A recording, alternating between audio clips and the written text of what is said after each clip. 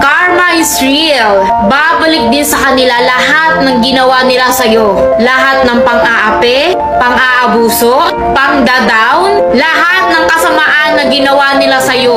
Babalik lahat ng yun sa kanila. Palagi mong tatandaan na hindi lang iisa ang araw. Kung sa ngayon nasa taas sila, kaya nagagawa nilang i-down ka, huwag kang mag-alala. Dahil ang buhay ay parang gulong lang. Hindi yan mananatili sa taas. Ang kailangan mo lang gawin ay huwag silang gantihan. Huwag na huwag mong sasabayan ang kasamaan. Dahil pag sinabayan mo, masama ka na. Hindi ibig sabihin na porke hindi ka gumawa